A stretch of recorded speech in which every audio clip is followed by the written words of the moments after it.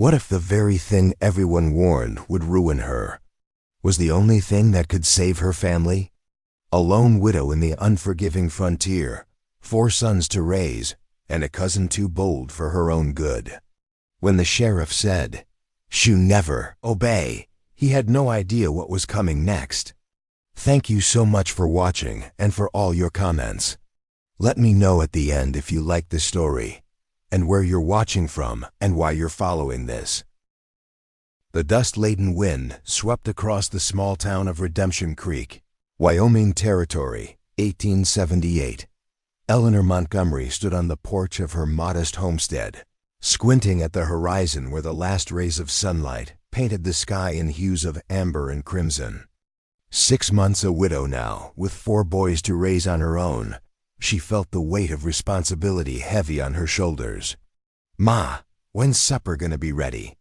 called 10-year-old James from inside. Eleanor sighed, tucking a loose strand of chestnut hair behind her ear. "Soon, James. Tell your brothers to wash up." Life hadn't been easy since Thomas died in that mining accident. The bank was threatening to take their land, and the ranch was barely producing enough to feed them, let alone make payments. Sheriff Wyatt Miller's horse appeared on the dusty road leading to their property. Eleanor straightened her posture, knowing this visit wouldn't bring good news. The sheriff had been Thomas's friend, but friendship only stretched so far in these harsh times. "Evening, Mrs. Montgomery," the sheriff said, tipping his hat as he dismounted. "Sheriff Miller," she replied coolly. "What brings you out here today?" He cleared his throat, uncomfortable. "I've come about the bank notice. Mr. Hargrove says you've missed 3 payments now." "I'm aware of my financial situation, Sheriff." "Eleanor," he said, his voice softening as he used her first name, "I'm trying to help. This land is too much for a woman alone, especially with 4 boys to raise." She felt her temper rising. "And what would you suggest? That I marry the first man who offers? Or perhaps sell to Mr. Caldwell for half what this land is worth?" The sheriff sighed, removing his hat and running a hand through his salt and pepper hair. "There's word of a cattle drive coming through next month. They'll need hands. I could speak to the trail boss about hiring your eldest. Peter is 14, Wyatt. 14. Boys younger than him are working cattle drives." Eleanor shook her head firmly. "My boys will get an education." Thomas wanted that. "Thomas isn't here anymore," Wyatt said gently. "Sometimes we have to be practical."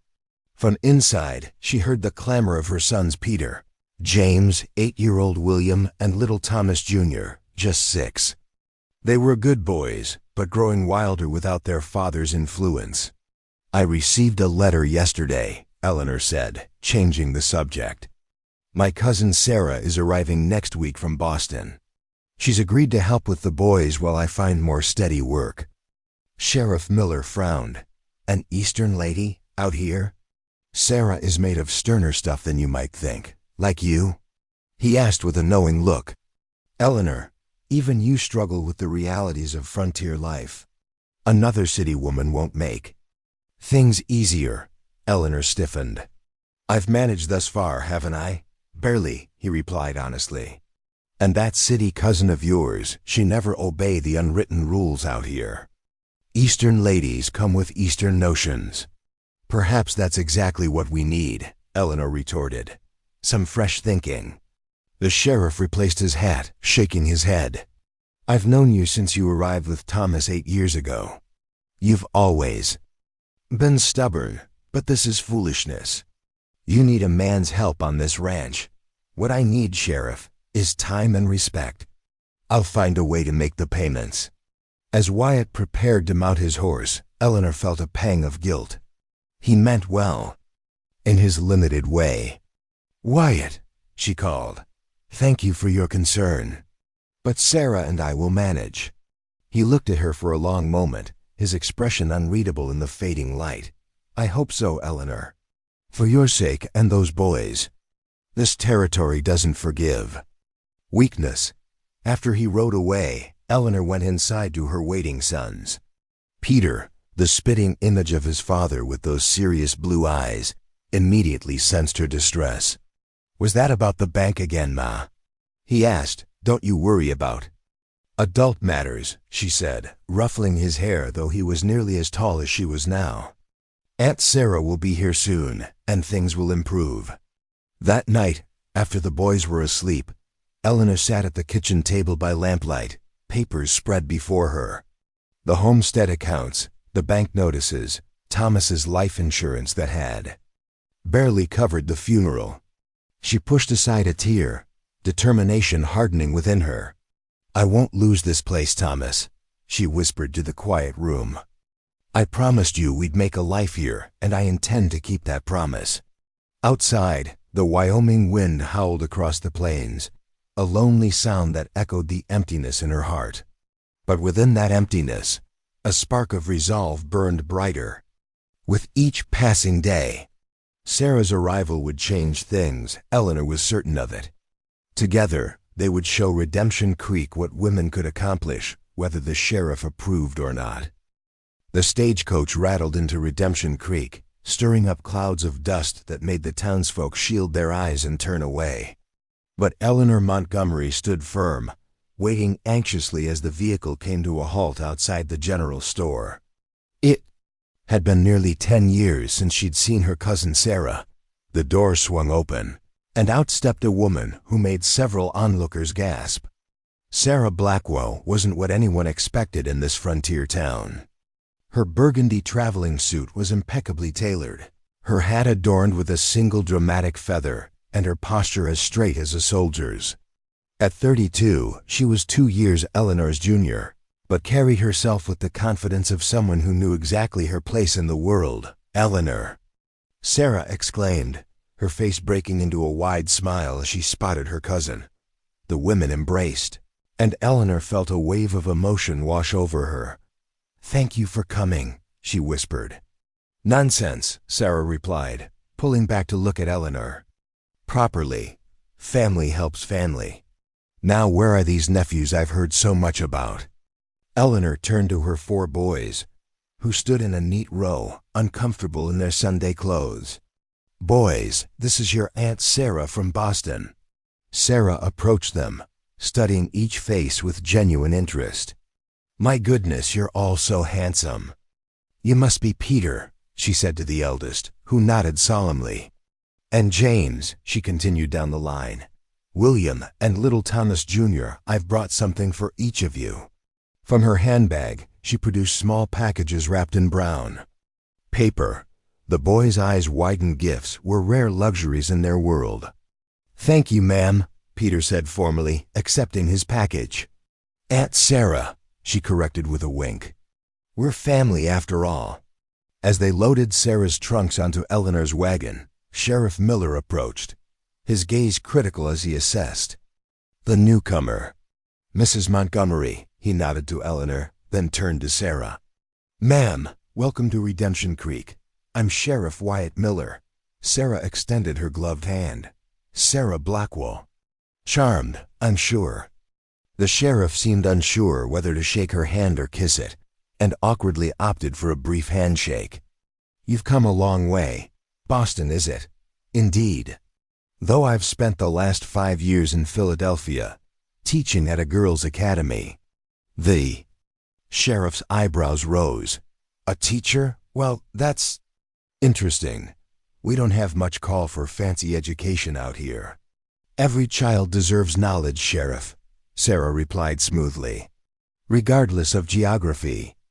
Eleanor noticed several townspeople watching the exchange with undisguised curiosity. Sarah's arrival would be the talk of Redemption Creek for weeks. "We should get home before dark," Eleanor interjected. "The boys will show you your room, Sarah." As they drove away, Sarah took in the landscape with appreciative eyes. "It's beautiful in its own way," she remarked. "So vast and untamed, it can be harsh too," Eleanor warned.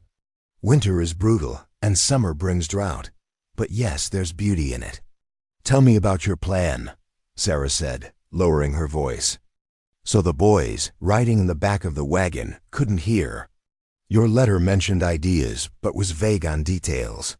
Eleanor glanced back at her sons, then replied quietly, "The ranch is failing as cattle land. But I've been experimenting with crops that might grow in this soil. And there's another possibility. The railroad is expanding. They'll need lumber for ties and buildings. And you have trees on your property? The north section, yes. Pine. And spruce. If I could secure a contract." Sarah nodded thoughtfully. "Lumber requires capital investment, equipment, workers." "Which I don't have," Eleanor admitted. "But what I do have is education. Between us, we could start a proper school. The nearest one is in Cheyenne." "A school?" Sarah's eyes lit up. "That's actually brilliant, Eleanor. The town is growing. Families are settling. They'll want education for their children." Eleanor smiled, feeling hope bloom for the first time in months. "We could use the old barn. With some work it could be converted. We'd charge tuition, of course. Not just reading and figures," Sarah added excitedly. "I could teach music, literature, even some sciences. Give these frontier children a true education." "The town council might resist," Eleanor cautioned. "They're very traditional. Women running a business." "Let them resist," Sarah said firmly. "Progress doesn't ask permission." As they approached the homestead, Eleanor felt a weight lifting from her shoulders. Sarah understood her vision in a way no one else had since Thomas died. That evening, after dinner, the women sat on the porch watching the sunset while the boys cleaned up inside. "They're good boys," Sarah observed. "You've done well with them." "They miss their father," Eleanor sighed. "Especially Peter. He's trying so hard to be the man of the house." "Children are resilient," Sarah said. "And they have you, a mother who refuses to surrender to circumstances." Eleanor turned to her cousin. "Why did you really come, Sarah? You had a respectable position in Philadelphia. This is hardly a step up." Sarah was quiet for a moment, her gaze fixed on the darkening horizon. "Did you know I was engaged?" "To Professor Daniel Harrington of Harvard." "No," Eleanor replied, surprised. "You never mentioned ... It ended badly. He expected a wife who would abandon her own intellectual pursuits to support his. When I refused, he found someone more ... accommodating." She smiled, but there was pain behind it. "The academic world of Boston has limited tolerance for women who speak their minds. I thought perhaps the frontier might be different, fewer established rules." Eleanor laughed softly. "Oh, there are rules here too, just different ones. But you're right, there's space to create something new if you're brave enough." As darkness fell, the women continued planning their school, spirits rising with each new idea. Inside, the boys listened curiously to the sound of laughter drifting through the open windows, a sound that had been all too rare in recent months. The first meeting of the Redemption Creek Town Council regarding the proposed school did not go well. Eleanor and Sarah sat rigid in their chairs as Mayor Griffith pounded his gavel for order. "Gentlemen, please," he called out over the heated objections. "Let's hear Mrs. Montgomery out." Eleanor rose, clutching her proposal papers. "Thank you, Mayor. As I was saying, the children of Redemption Creek deserve a proper education. My cousin Miss Blackwell is a qualified teacher from one of Philadelphia's finest academies, and I myself attended college for 2 years before marrying." Banker Hargrove snorted. "2 women running a school? Who'll teach the boys to be men?" "The same way they learn now, I expect," Sarah interjected coolly. "By observing the good examples in their community. Our curriculum would include practical mathematics, geography, history, literature." "Sounds like a waste of good daylight," interrupted Caldwell, the cattle baron who'd been trying to buy Eleanor's land. "Boys need to learn ranching and farming. Girls need domestic skills," Eleanor steadied herself. "Which is why our program includes agricultural science for the boys and home economics for the girls. But all children benefit from broader knowledge." "Sheriff," Miller, who had remained silent until now, cleared his throat. "Where would this school be located?" "We're converting the old barn on my property," Eleanor replied. "It's centrally located for most families in the area." "Your property that's 3 payments behind to the bank?" Hargrove asked pointedly. Eleanor felt heat rise to her cheeks. "The school would generate income through tuition, allowing me to resolve those issues." The room erupted again in objections and dismissive laughter. "Order!" Mayor Griffith shouted, banging his gavel. "This matter requires more consideration. I'm tabling the discussion until next month's meeting." As they left the town hall, Eleanor fought back tears of frustration. They didn't even consider it properly. "They will," Sarah assured her. Men like them need time to convince themselves that change was their idea all along. Sheriff Miller approached them on the boardwalk. "Ladies," he said, tipping his hat, "that was quite a proposal." "Which you didn't support," Eleanor noted bitterly. "I didn't oppose it either," he countered. "Some of your ideas have merit. But Hargrove's right about one thing. You can't start a school while facing foreclosure." Sarah stepped forward. "Perhaps there's another solution. Is there a temporary location we could use? Prove the concept before investing in renovations?" The sheriff considered this. "The old church meeting room isn't used except Sundays. Reverend Davis might be persuaded." "We could start with weekend lessons," Eleanor suggested, hope rekindling. "Just a few hours on Saturdays." "It would give parents a chance to see results before committing," Sarah added. Sheriff Miller nodded slowly. "I'll speak to the Reverend. No promises, mind you."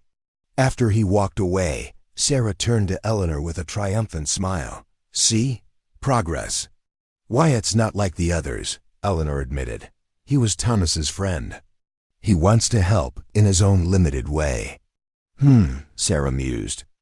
"I believe the good sheriff may have motivations beyond friendship to your late husband." Eleanor dismissed this with a wave. "Nonsense. Wyatt sees me as Thomas's widow, nothing more." The following Saturday, they held their first class in the church meeting room. To their surprise, 12 children attended, including the daughters of Mayor Griffith and banker Hargrove. "Politics," Sarah whispered to Eleanor as they welcomed the girls. Their fathers didn't want to appear opposed to education publicly. The lesson went remarkably well. Sarah taught reading using passages from Little Women, while Eleanor demonstrated practical mathematics through measuring and building simple wooden birdhouses. When parents arrived to collect their children, they were greeted with enthusiastic reports and proudly displayed projects. "Mrs. Montgomery," Mrs. Hargrove said quietly as her daughter showed off her birdhouse, "this is not what I expected. Margaret hasn't shown such interest in learning before." "Children thrive when education engages both mind and hands," Eleanor replied. "We hope to offer more comprehensive lessons soon." Word spread quickly. The second Saturday brought 20 children. By the third, they had 28, nearly every school-age child in the area. Eleanor's boys helped too.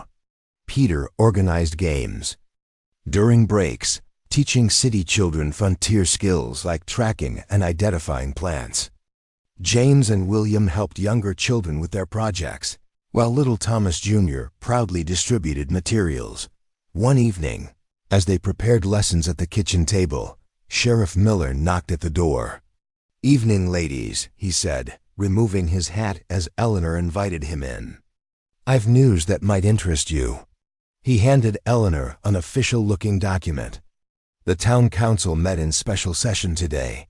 They've approved your school, provisionally." Eleanor gasped, scanning the document.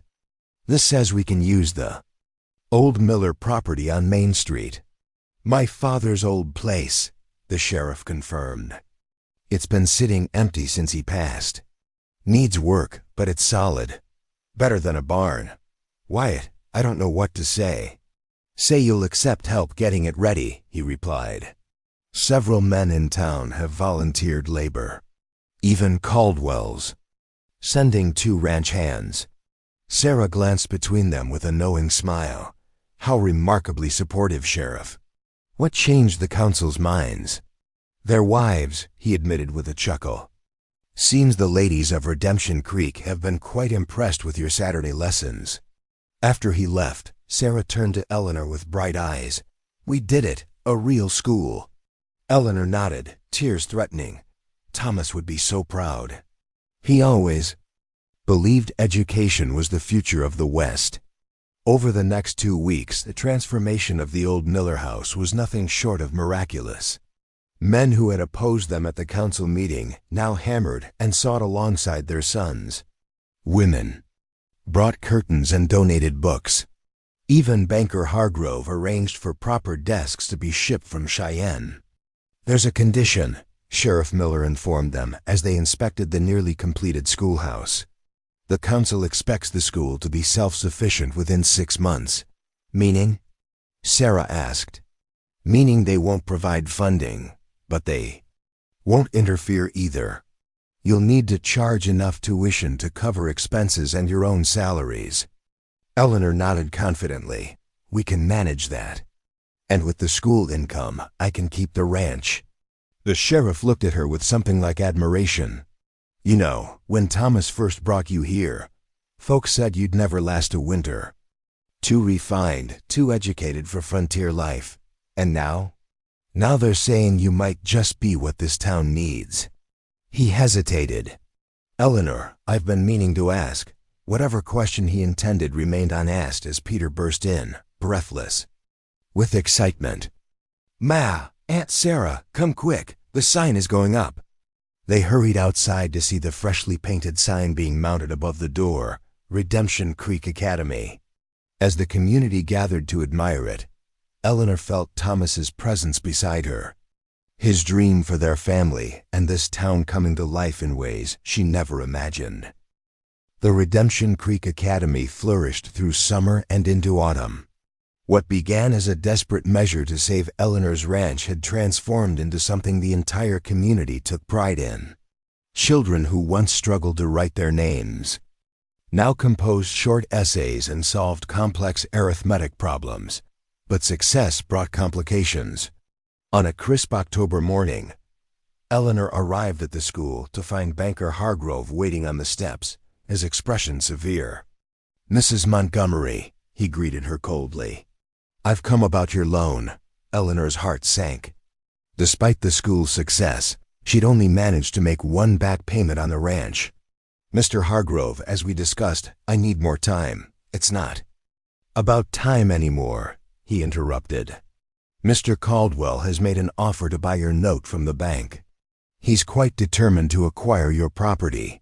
For the timber, Eleanor realized aloud. Her experiments with crops had shown promise, but the real value was in those trees, something Caldwell had recognized before she did. Indeed, the railroad contract is substantial. Caldwell would clear that north section within months. Those trees have been growing for 100 years, Eleanor protested, and they prevent erosion on the upper slopes. Clear-cutting would be disastrous for the watershed. Hargrove shrugged. Progress requires sacrifice. Mrs. Montgomery, you have until month's end to settle your debt in full, or I'll sell your note to Caldwell. After he left, Eleanor slumped against the schoolhouse wall, feeling the weight of defeat for the first time since Sarah's arrival. Sarah found her there minutes later. What's happened? Eleanor explained the situation, her voice hollow. 3 weeks to raise more money than I've seen in my lifetime. There must be options, Sarah insisted. What about a loan from someone else? Who? Everyone with money in this town is already invested in Caldwell's ventures. The school day passed in a blur of distraction. Eleanor watched her students, including her own sons, eagerly absorbing knowledge, unaware that their school might soon lose one of its teachers. That evening, Sheriff Miller rode out to the ranch. Eleanor was splitting firewood when he arrived, attacking the logs with unusual ferocity. Careful there, he cautioned, dismounting. Might want to leave some of that wood intact. Eleanor lowered the axe, wiping sweat from her brow. I suppose you've heard about Hargrove's ultimatum. News travels fast, he confirmed. I came to talk about solutions. Unless you're carrying a small fortune in that saddlebag, I don't see what there is to discuss. The sheriff removed his hat, turning it nervously in his hands. Eleanor, I've been trying to find the right moment for this conversation. I'm not a man who speaks easily about feelings. Eleanor froze, suddenly understanding where this was headed. You know, I respected Thomas, he continued. He was my friend. But it's been over a year now, and you need someone to help with this place, with the boys. Wyatt, let me finish, please. I have savings, enough to pay off Hargrove. My house in town is paid for. It's not as grand as some, but it's comfortable. There'd be room for all of you. Eleanor stared at him, emotions warring within her. Are you proposing marriage, Sheriff Miller? I am, he said simply. I care for you, Eleanor, have for some time now. And I care for those boys too. She set down the axe and moved toward the porch steps, needing to sit. This is unexpected, is it? He asked, following her. I thought I'd made my intentions fairly clear these past months. Eleanor struggled to organize her thoughts.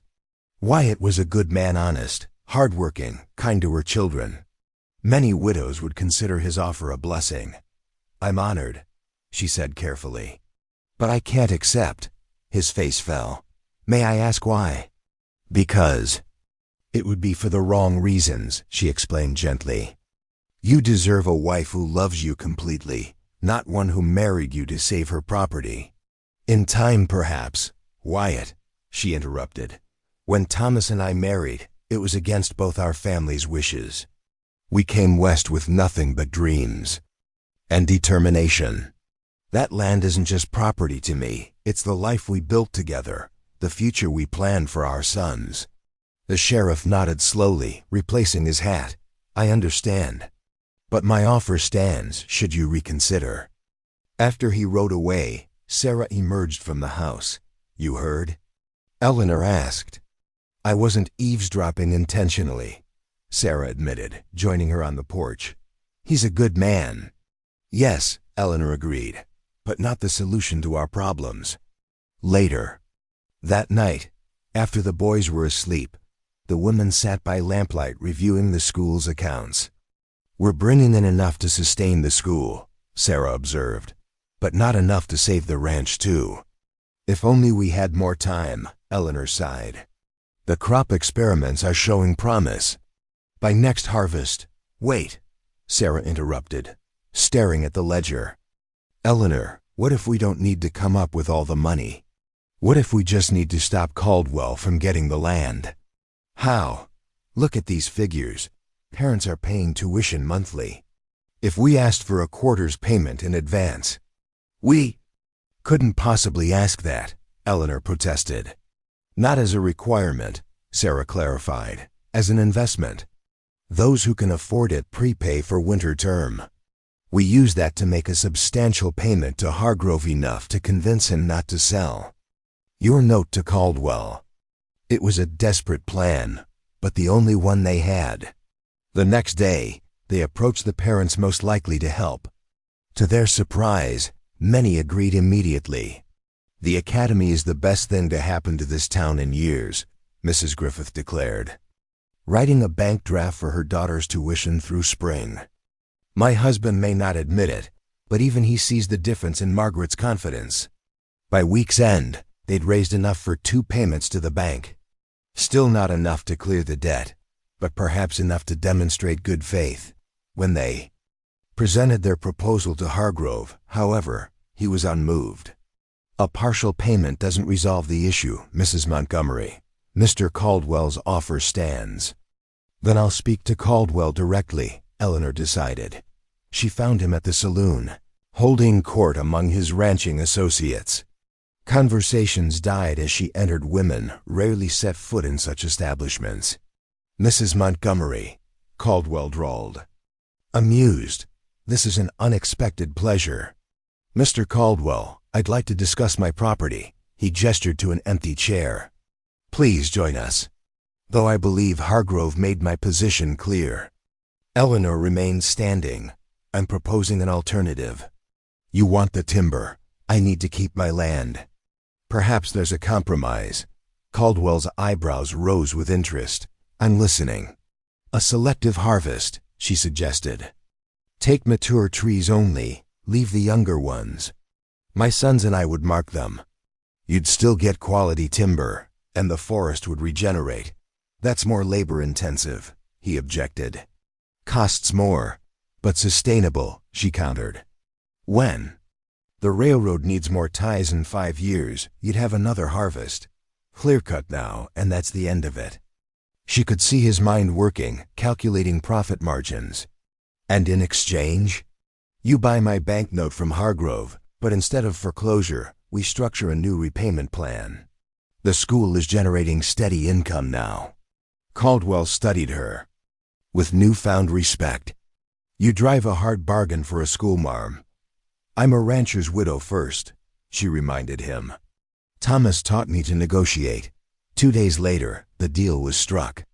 Caldwell would harvest marked trees only, paying a percentage of timber profits against the loan. Eleanor would retain ownership of the land, with more favorable terms than the bank had offered. When she shared the news with Sarah, her cousin embraced her tightly. You did it. And without marrying the sheriff. Eleanor laughed, relief washing over her. The ranch is safe. The school is thriving. I never imagined this outcome when you arrived 6 months ago. We did it together, Sarah corrected her. Though I must admit, I've grown rather fond of this frontier life. The academy needs both of us. That Sunday, the community gathered for a harvest celebration at the schoolhouse. Children proudly displayed their work while parents marveled at their progress. Even Caldwell attended, surprising everyone by announcing a donation of lumber for school expansions. As sunset painted the sky in familiar shades of amber and gold, Eleanor stood on the schoolhouse steps with Sarah beside her and her 4 boys. Nearby, Sheriff Miller approached, offering a respectful nod. Congratulations, Mrs. Montgomery. Your compromise with Caldwell is the talk of the town. Thank you, Wyatt, for everything you've done to help us. He glanced at Sarah, then back to Eleanor. I understand your decision better now. Some women aren't meant to be just wives and mothers. This town needs teachers as much as it needs ranchers and lawmen. As he walked away, Sarah whispered, He still cares for you. Perhaps, Eleanor acknowledged. And perhaps someday ... but not yet. For now, we have a school to run and boys to raise. Peter joined them, looking more like his father every day. Ma, the Reverend's asking if we'll be adding more classes next term. Eleanor smiled, placing one arm around her eldest son and the other around her cousin. Indeed we will, Peter. Redemption Creek Academy is just getting started. Across the queue gathering, she caught Sheriff Miller watching them, a complicated mixture of admiration and longing in his eyes.